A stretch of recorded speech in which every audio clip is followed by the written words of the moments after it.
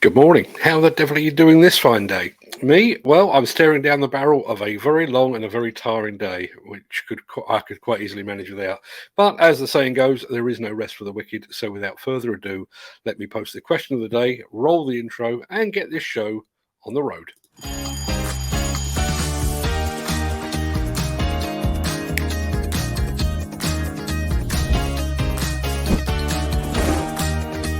Welcome to the Breakfast Show.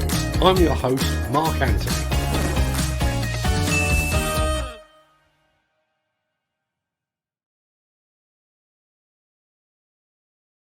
It's Tuesday, the 15th of March, and as that remarkably persistent guy just said, welcome to the Breakfast Show. I am your host, Mark Anthony. In today's very American-centric show, the US fails to heed the lessons of the Miami condo collapse. A disused face shovel is eaten by its own kind. We're back on the chain gang, and we're looking ahead to ConExpo 2023. Will we see you there? I hope so. We'll get to all of that in just a second. But first, let's see who among the rich and the shameless will be celebrating a birthday on this day of days. Happy birthday! And it's many happy returns to St. Nicholas, the model for Santa Claus as we know him today, and also to the 7th President of the United States, Andrew Jackson. Happy birthday also to blues musician Lightning Hopkins, actor Judd Hirsch, and weird film director David Cronenberg.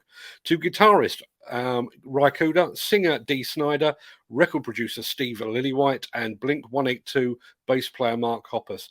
Far more importantly, today marks the birthday of a man who almost saved music, Mr. Terence Trent D'Arby. Many happy returns to them, one and all.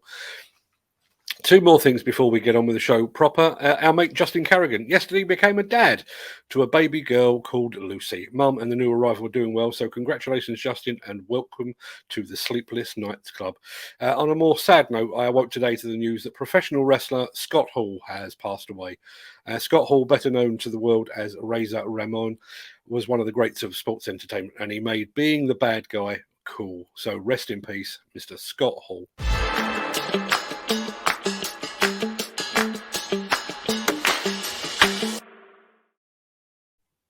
In the 9 months since 98 people died in the collapse of a Surfside, Florida tower block, state lawmakers have pledged to pass measures that could help avoid a similar disaster. On Friday, that effort failed. Negotiations between the Florida Senate and House of Representatives broke down, with the two sides unable to agree on a bill that would require inspections of aging condo buildings and mandate studies to determine how much they needed to set aside for repairs.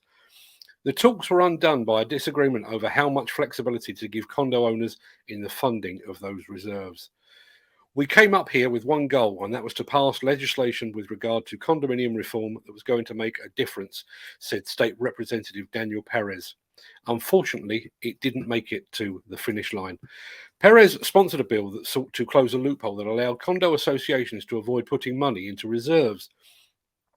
Associations commonly waive the funding of reserves in order to keep fees down for their owners, but critics say that makes it difficult to plan for and afford necessary repairs.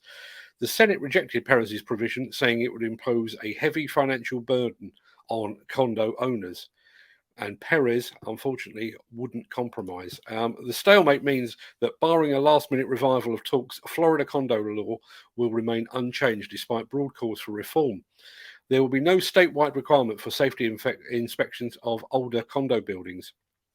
Martin Langsfield, whose sister and brother-in-law died in the collapse, said it was shocking and disappointing to see how little attention was given into changing legislation to avoid a horrific catastrophe from occurring once again.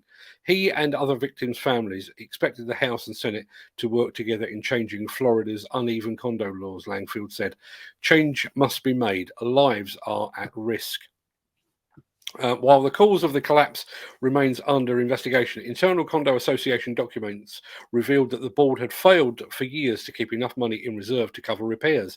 In 2018, as a 12-story building prepared for a 40-year checkup required by Miami-Dade County, an engineer alerted the board to major structural damage that required $9 million in repairs. With less than $1 million in reserves, the board bickered over how to proceed. The price tag subsequently rose to $15 million. The board was in the process of obtaining bids when a section of the building crumbled. And as I said at the very beginning of the story, as a result of that collapse, 98 people died.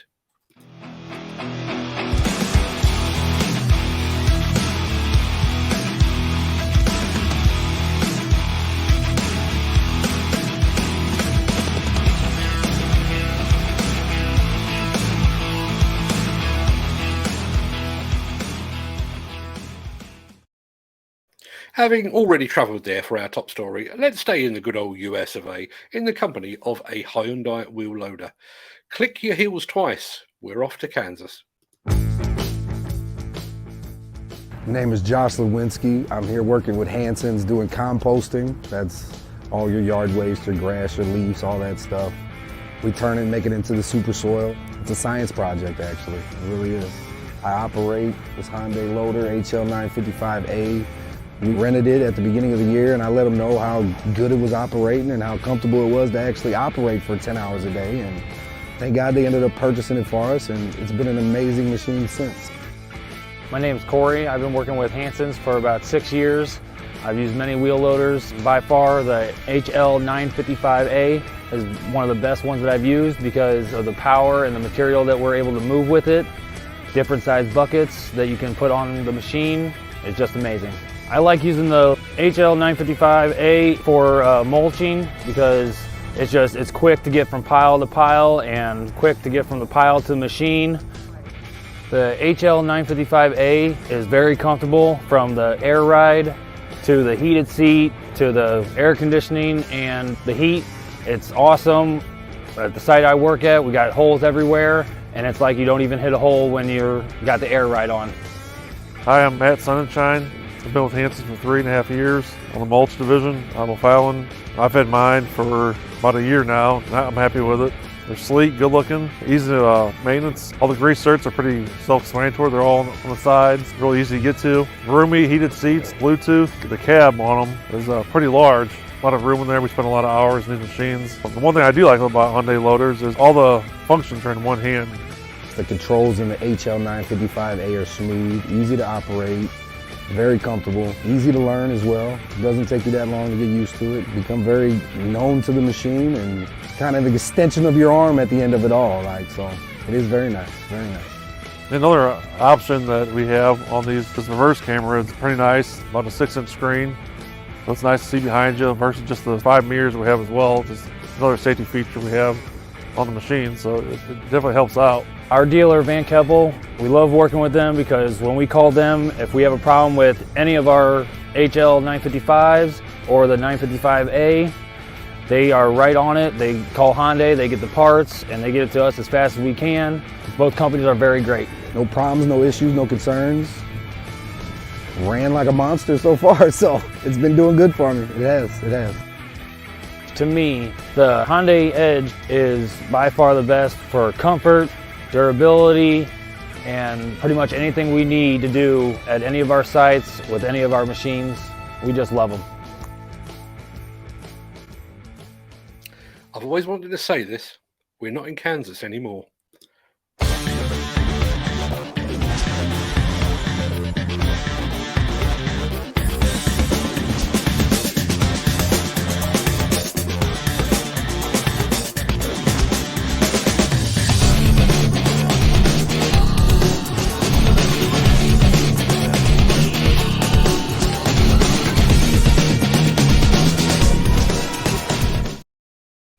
This show is something of a balancing act because we've got two very distinct audiences for the Breakfast Show.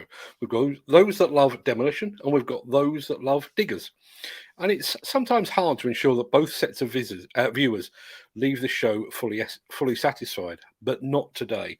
Because today we have a video that will bring back fond memories for the digger lovers and it will gladden the hearts of demolition folk.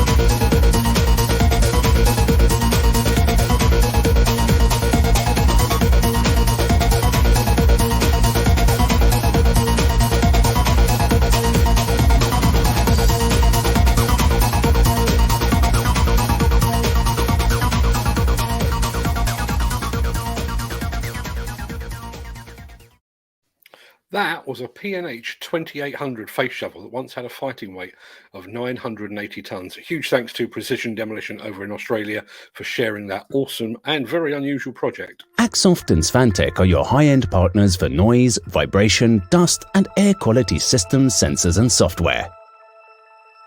To find out more, visit axoft.co.uk or call 01234 639 550. I really need you to pay attention to this next one because we'll be asking questions later. As regular viewers will attest, we're all about the circular economy here on the Breakfast Show. We love to see something old being made into something new, so we really do love this film. I won't tell you any more, but see how long it takes you to work out what this old ship's anchor chain is being turned into. In fact, post in the chat as soon as you know what is actually being made. And as Rolf Harris used to say, can you tell what it is yet?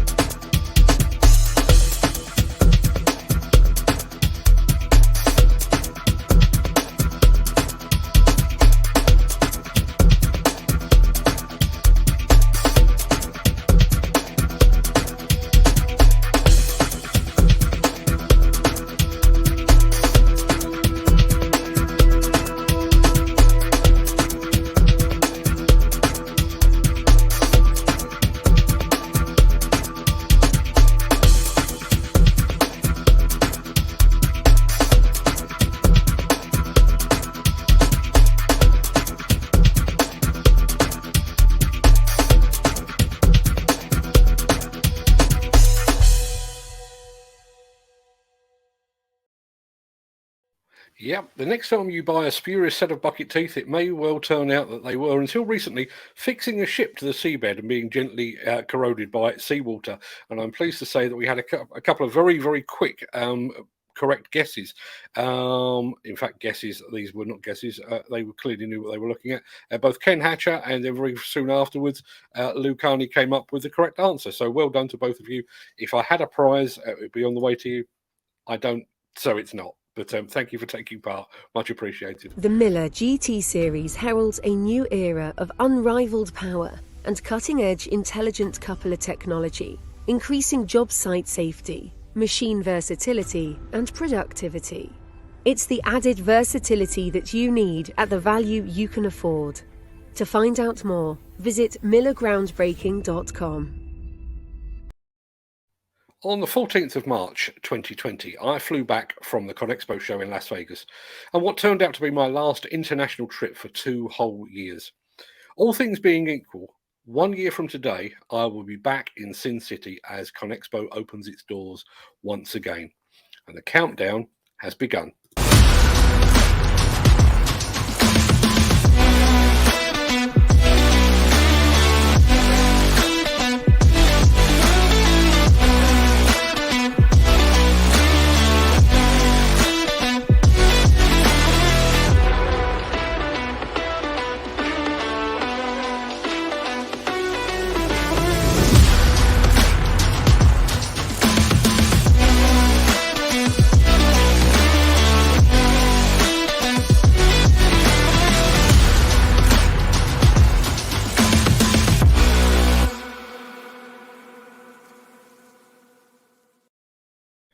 I'm planning to be there, and as you can see from the comment in the chat there, Nick Drew should be in Las Vegas, all things being equal. Well, given all that's going on in the world, I would say it is very much in the lap of the gods, but we have the real big one to focus on first, and as he rightly says, Bauma, baby. Yeah, absolutely.